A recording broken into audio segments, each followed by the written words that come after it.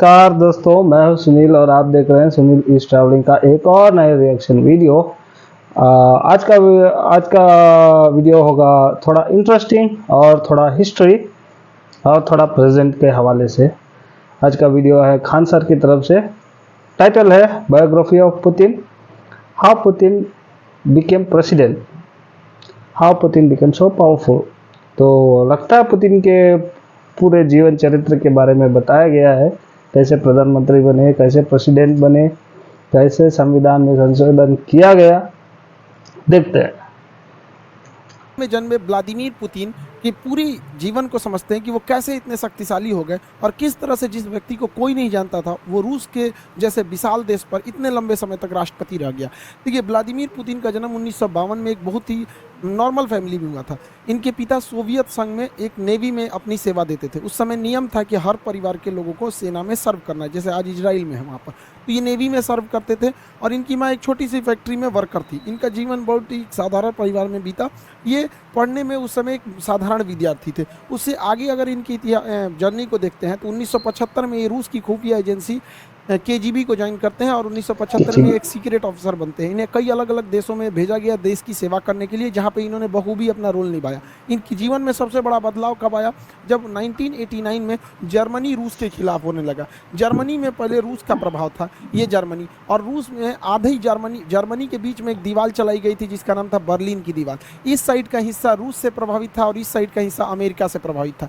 लेकिन जर्मनी में ये जो बर्लिन की दीवार थी ये तोड़ दी गई और पूरा का पूरा जर्मनी जो था वो अब अमेरिका के प्रभाव में जाने लगा था। इस घटना को वहां पे खड़े वहीं पे ये अंडर कवर एजेंट थे व्लादिमीर पुतिन, उस समय केजीबी के तहत। वो देखते रह गए और देखते देखते ये बर्लिन की दीवार तोड़ दी गई और जिस जर्मनी के आधे हिस्से पर रूस का प्रभाव था, यानी उस समय के यूएसएसआर अर्थात सोवियत संघ का प्रभाव था, वो अब प्रभाव खत्म हो गया और धीरे धीरे आगे और घटनाएं खराब होती गई।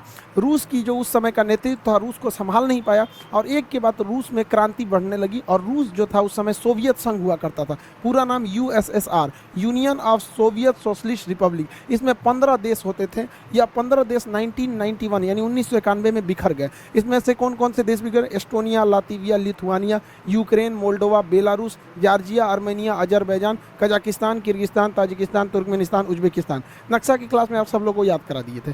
तो बच्चों का चीज है ये सब, दुनिया के किन देश कहाँ पे, तो ये तो आप सब लोग को पता ही है। तो टोटल यूएसएसआर 15 भागों में टूट गया, जिसमें सबसे बड़ा भाग जो निकला था वो था रूस। जबकि इसके जितने जो छोटे छोटे देश थे ऐसे 15 देश टूट गए, जिसमें यूक्रेन भी रूस से ही टूटा था 1991 के दशक के समय। उस समय जो रूस के राष्ट्रपति थे मिखाइल गर्बाचोव सबसे लोल राष्ट्रपति रहा था पूरे रूस का। इसने 1989 में अफगानिस्तान में सेना भेजा तालिबान को कंट्रोल करने के लिए, वहीं तालिबान उदय हुआ और फिर वहाँ से भागना पड़ा, ये उसको भी नहीं कंट्रोल कर पाए। बर्लिन की दीवार तोड़ दी गई, ये उनको भी नहीं कंट्रोल कर पाए और फाइनली 1991 का यूएसएसआर का बिखराव हो गया। ये सब भी मिखाइल गर्बाचोव के समय हुआ। इन्हें अपने पद से त्याग देना पड़ा और उसके जगह पे आए थे बोरिस येल्सन। बोरिस येल्सन से लोगों को उम्मीदें थी, लेकिन बोरिस येल्सन जो थे महापियक्कड़ आदमी था। ये जहाँ तहाँ पीने लगता था, बड़का बड़का बाल्टी में दारू पीता था और नाचने लगता था। स्टेज पे गया देखिए नचनिया के साथ ही नाच रहा है, बताइए राष्ट्रपति नाचेगा? जिस वजह से इसका विरोध होने लगा।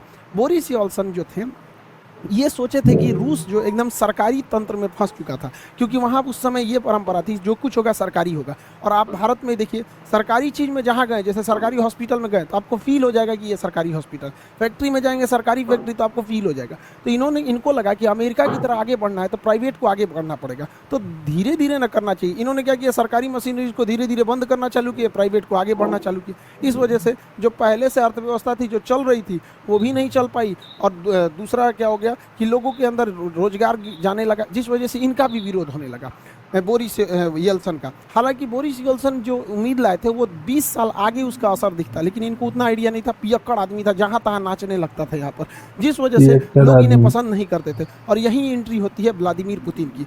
ये साल हो जाता है 1991 जब यूएसएसआर टूटा और इस समय तक व्लादिमीर पुतिन लेफ्टिनेंट कर्नल बन चुके थे।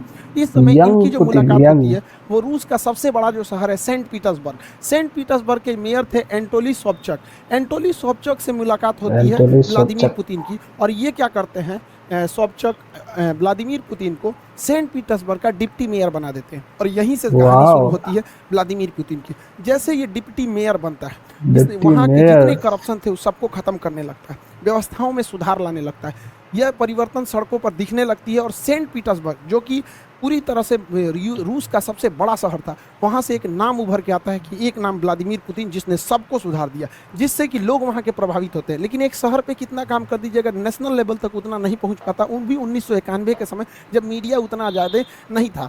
लेकिन इसकी नज़र जब व्लादिमीर पुतिन की इन कामों की देखते हुए एक बहुत ही उस समय के पावरफुल एडवाइज़र हुआ करते थे, राष्ट्रपति के सलाहकार होते थे उस समय, उनका नाम था वेलेंटीना यामासोव।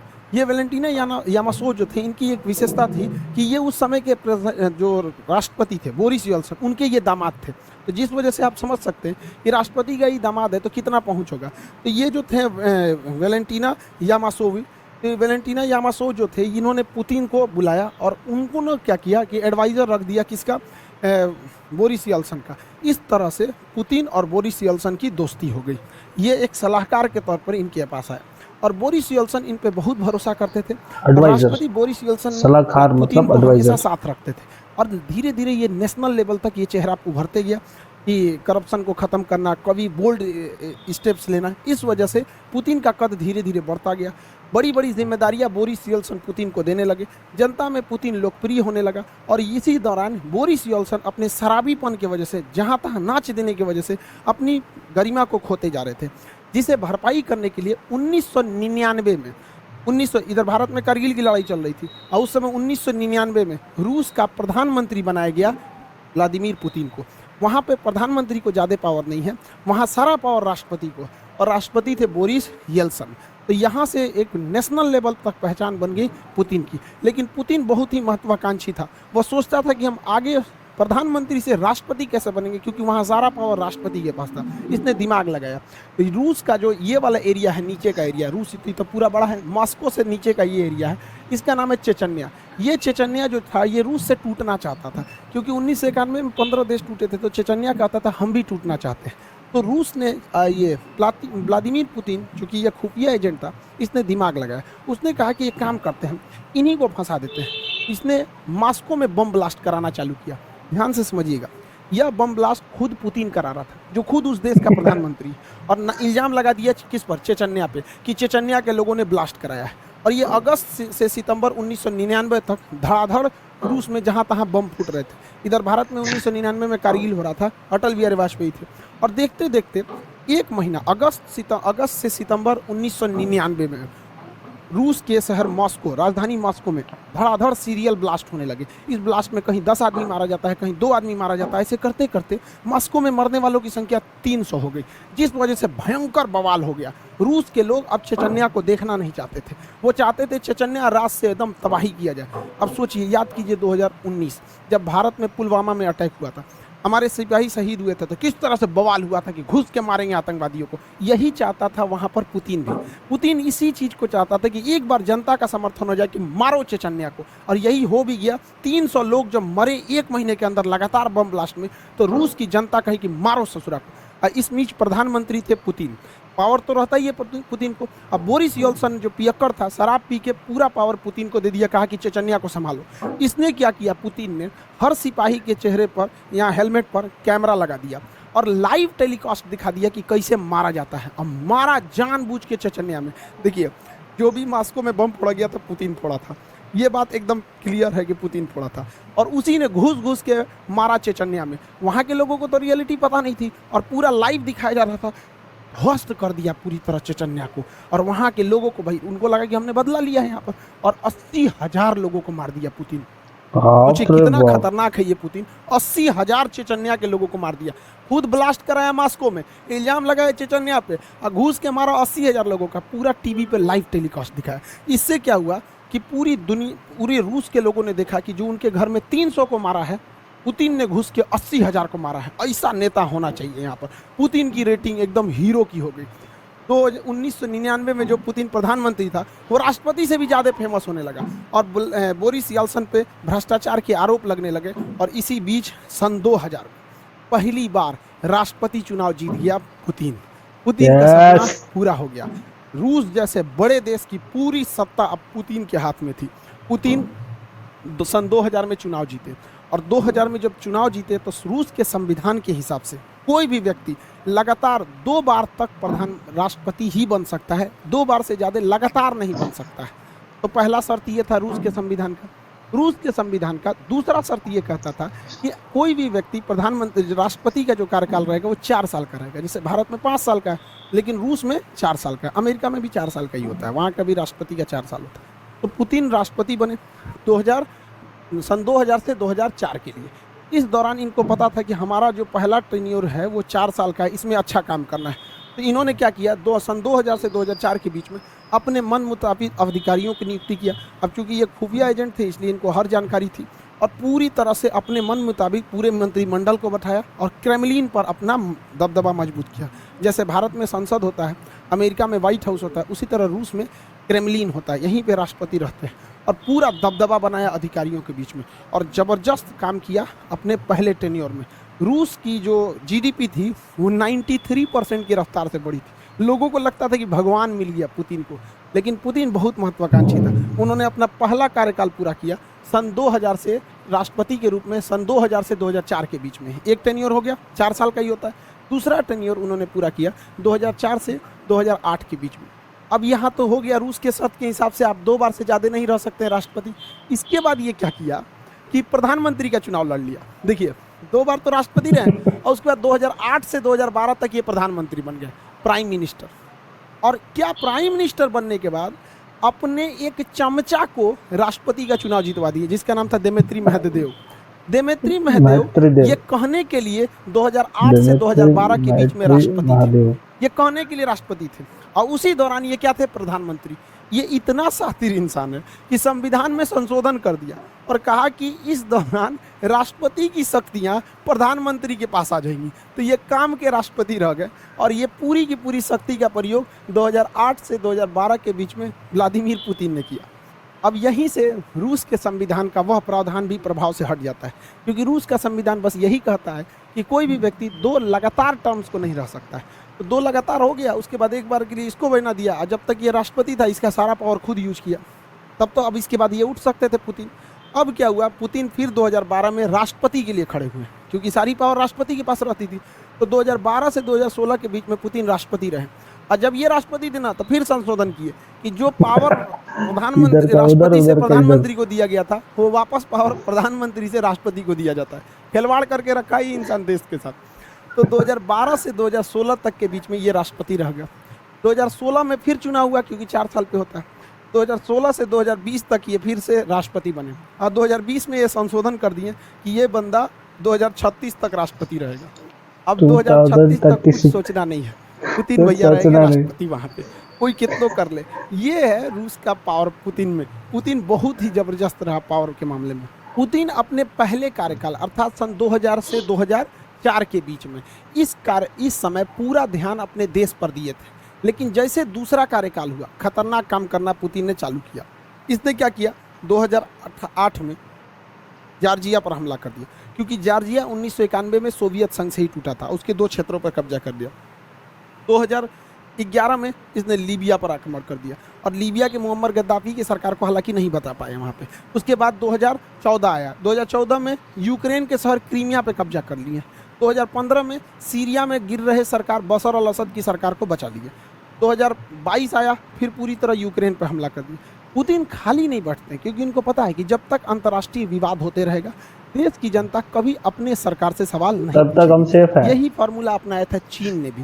चीन के माओ सरकार के जब सरकार गिरने वाली थी तो उसने 1962 में भारत पे हमला कर दिया बिना मतलब, क्योंकि जब देश की सेना हमला करती है तो लोग सरकार से सवाल नहीं पूछते हैं, कहते हैं जो भी सरकार है बस हमें जिताओ। ये बात बखूबी जानते हैं व्लादिमीर पुतिन, इसलिए वो हमेशा लड़ाई लड़ते रहते हैं अपने अगल बगल वाले देशों से। हालांकि बहुत बड़े राष्ट्रवादी भी हैं। पुतिन की कई सारी पावर है, लेकिन उनमें 3 सबसे ज़्यादा पावर इनके पास पूरी तरह से एक साइबर आर्मी है। हैकिंग पे बहुत ज़बरदस्त करते हैं यहाँ पर। इतना बड़ा हैकिंग आर्मी है इनके पास कि कहा जाता है कि जो डोनाल्ड ट्रंप को जिताने में भी इसी भाई का योगदान था यहाँ पर। इतनी बड़ी इसकी हैकिंग आर्मी है, साइबर पूरी तरह आर्मी रखा हुआ है। इनके विरोधियों कब गायब हो जाते हैं, कब मारा जाते हैं, किसी को पता नहीं। इनके विरोधी के ऊपर कभी छापा पड़ जाएगा, कभी पुलिस उठा ले जाएगी, कभी इनकाउंटर हो जाएगा, कभी मरा जाएंगे, कोई इनका विरोध नहीं कर सकता है। और पूरी मीडिया पुतिन की गुलाम है। किसी भी टीवी चैनल को देखिएगा, बस हमारे राष्ट्रपति ऐसे, ये खाएं, वो सोएं, ये किए, वो किए, दिन रात उसी के चलते रहता है। ये तीन चीज़ों के बदौलत 2000 से लेके आज 2022 तक, यानी 22 सालों से पुतिन वहाँ के राष्ट्रपति हैं, और साथ ही साथ अब वो 2036 तक रहेंगे यहाँ पर। 2036 तक वो वहाँ पे राष्ट्रपति रहेंगे। पुतिन की लाइफ स्टाइल भी गजब है। कभी ये घुड़सवारी करने लगते हैं, तो कभी मछली पकड़ने लगते हैं, कभी भालू पे चढ़ के घूमते हैं, तो कभी तैराकी हो जाती है इनके। ये सबमरीन में भी अंदर चले जाते हैं, क्योंकि ये केजीबी के सदस्य थे तो इन्हें हर चीज़ पता होती है। इनकी पूरी लग्जरियस फ्लीट है जहाज़ों की, जाते हैं तो फुल सिक्योरिटी के साथ जाते हैं। और ये केवीजी के सदस्य थे, खुफिया जानकार थे, तो फाइटर प्लेन भी चला लेते हैं। हर तरह के जहाज़ ये बंदा उड़ा लेता है, हर तरह का जहाज़ व्लादिमीर पुतिन वहाँ पे।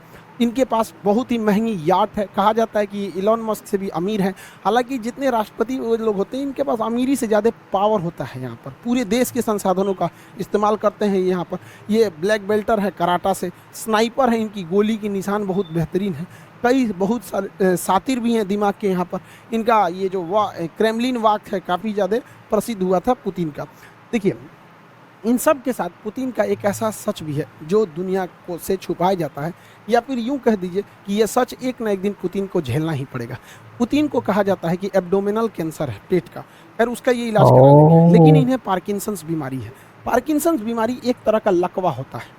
पार्किंसंस बीमारी लकवा होता है, शरीर धीरे धीरे दिमाग काम करना छोड़ देता है, उस अंग पे धीरे धीरे दबाव होने लगता है, वो अंग काम नहीं करता है। आप पुतिन को देखिएगा तो हल्का झुक के बैठेंगे, कभी बैठेंगे तो इस टाइप के झुक के। ये पार्किंसंस बीमारी है, और इनका शरीर अब उतना काम नहीं करता, इसलिए जब बैठेंगे तो टेबल कुर्सी को बहुत जोर से पकड़ के बैठते हैं। कभी भी देखिएगा पुतिन को जब भी इंटरव्यू देते तो हल्का सा ऐसे झुके हुए रहेंगे, पार्किंसंस बीमारी की वजह से। देखिएगा टेबल पर पकड़ के, देखो भाई चाचा, यहाँ पे टेबल को बढ़िया से पकड़ के बैठेंगे, समझ रहा है कि नहीं, पार्किंसंस बीमारी। दूसरा, पुतिन देखिएगा, पुतिन जो है बोटॉक्स का यूज बहुत करते हैं। बोटॉक्स का, बोटॉक्स क्या होता है, देखिए, ये चेहरे पर उम्र के साथ साथ यहाँ सिकुड़न आने लगती है, यहाँ चेहरे पर सिकन होने लगती है, सिकुड़न आने लगती है, जिस वजह से इंसान थोड़ा बूढ़ा दिखने लगता है। तो पुतिन अपने आप को प्रभावशाली दिखाने के लिए, सेना पर दबदबा बनाने के लिए तथा पर्सनालिटी मेंटेन करने के लिए इस सिकुड़न, इस झुर्रियों को दूर करना चाहते हैं। तो झुर्रियों को दूर करने के लिए इंजेक्शन से इसके अंदर बोटॉक्स भर दिया जाता है, और ये बोटॉक्स उन झुर्रियों को ख़त्म कर देता है। इसलिए देखिएगा पुतिन के चेहरे पे बहुत ज़्यादा चेंजिंग नहीं आएगी। अगर आप यंग एज का देखिएगा या फिर अभी का देखिएगा, ये आप सोच सकते हैं 70 साल की उम्र का फोटो है, ये 70 साल की उम्र का। और यंग एज का भी देखेंगे तो उतना खास चेंजिंग नहीं आएगा, चेहरे पे उतनी सिकन देखने को नहीं मिलती है बोटॉक्स की वजह से। लेकिन यूक्रेन की लड़ाई में प्रतिबंध लगा दिया गया है बोटॉक्स के ऊपर। अभी भाई को बोटॉक्स नहीं मिल रहा है तो बूढ़ा दिख रहा है यहाँ पर, लेकिन इतना भी ज़्यादा प्रभाव नहीं पड़ता है। बोटॉक्स का इंतजाम एक राष्ट्रपति के लिए बहुत बड़ी बात नहीं होती।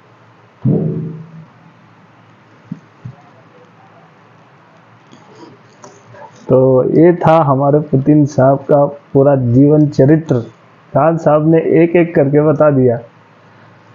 देखते हैं कैसे अगली बार कभी मिलेगा वीडियो ऐसा अच्छा वाला, तो ज़रूर शेयर करूँगा। अगर ये वाला वीडियो अच्छा लगा हो तो लाइक, शेयर और सब्सक्राइब जरूर करके जाना। धन्यवाद।